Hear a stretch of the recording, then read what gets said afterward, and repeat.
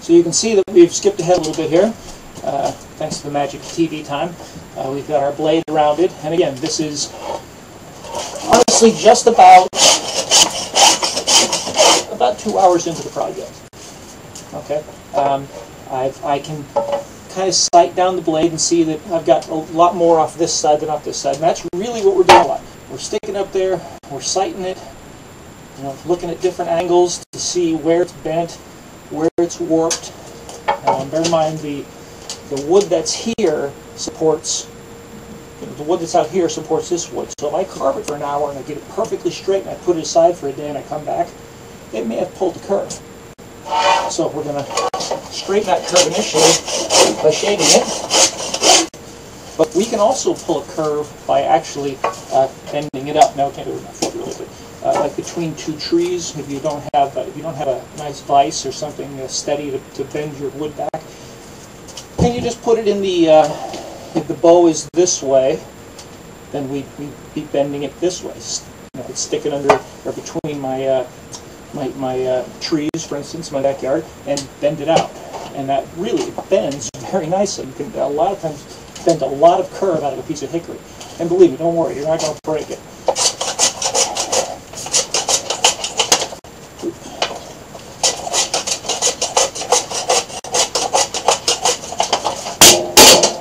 And that happens sometimes too.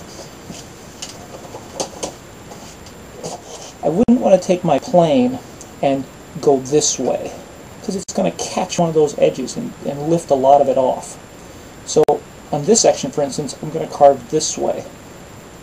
And on this section, I'm not going to want to go this way, I want to go this way. So it'll shave it off instead of catching and pulling off more than I want.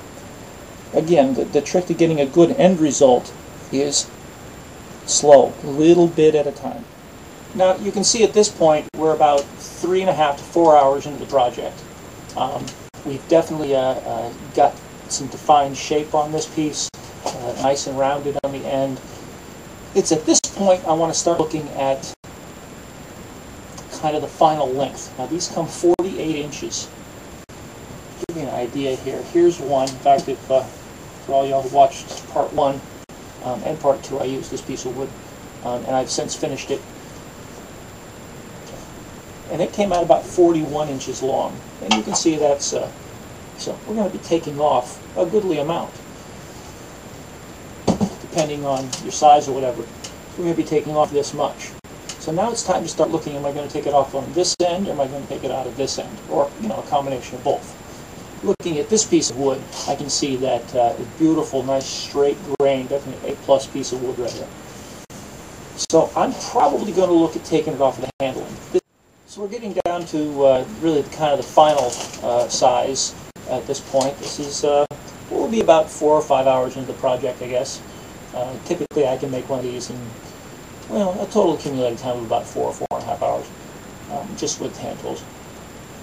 And I take breaks too, because it gets kind of tough. But you can see at this point, I've shaved, I put some little darker finish on so you can get an idea of how much the surf form takes off. Now again, we're looking at the grain. Don't have to be quite so picky with the grain, but here's some grain. You can see it runs this way, so we want to go this way with it. You can see it doesn't take off a whole lot. It's shaving it off, and that's good. We don't want to get chunks.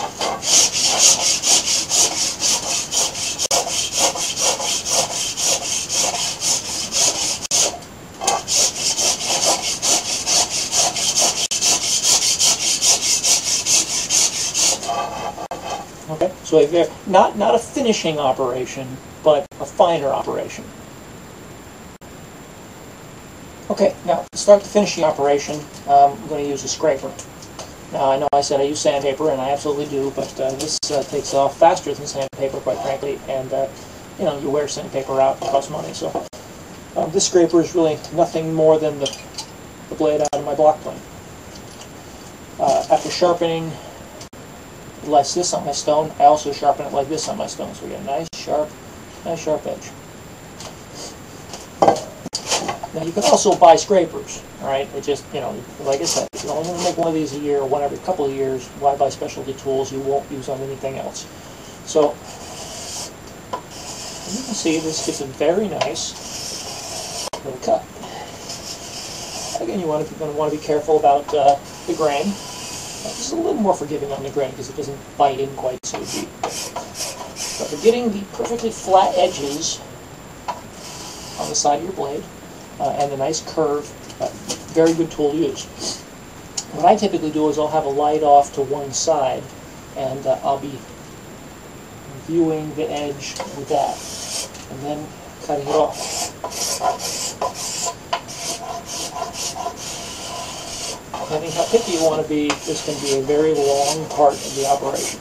And don't get me wrong, I like to scraper down the whole blade. The ridges from the surfform, gets those off very nicely. Plus, again, it attacks high spots, like in the grain or just in your carbon. Also, you get that nice straight cut along the top of the blade. Nothing works better. Okay? And then, once we get the majority of the material taken off, with my scraper, then we'll attack it with the sandpaper. Now, don't get me wrong, you can stop here. You don't need to use sandpaper. If the finish is nice enough in your hand, then stop at scraping. That's cool. So, final step is with our sandpaper. I typically use sandpaper as a carving tool, not necessarily as a finishing tool, but I certainly will use it as a finishing tool also. So this is like 50 grit.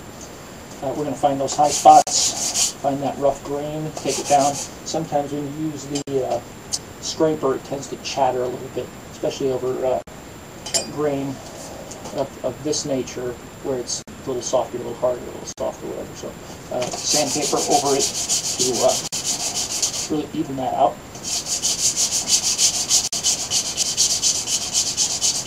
And then maybe finer sandpaper, whatever you prefer. I would encourage you to make your bokken as a tool for your martial arts training, not as a showpiece to hang up on a shelf. I mean, it's cool when people buy my bokkens and they put them on the front of the class and they sit there and look shiny and collect dust. But I think it's cooler when people are using them. That's what they're meant for, is to be used. So it's a tool. That doesn't mean you shouldn't make it just as beautiful and detailed as you want. You should. But if it comes out with a little bit of curve, it's okay. We're not playing pool with it. Okay? We're doing Aikido practice with it, or whatever you do. So as long as it's cool with you, it's cool. All right, there it is. That's how it's done. We did it in TV time, of course, but and like I said, it will take you about 3 to 5 hours to make one. I'll end this segment like I end all the segments. No training weapon becomes an old friend like one you carve with your own hand. And after you've done it, it becomes more than a saying. Again, I want to thank you, and I really want to encourage you to give it a shot. Again, any questions on pricing, give me an email at raymond@email.com, and we'll hook you up with that. And certainly, if there's just any questions you have, there's a part in this carving video that you want expanded, let me know, and be happy to, we'll make a little video on just that part for you. Thank you.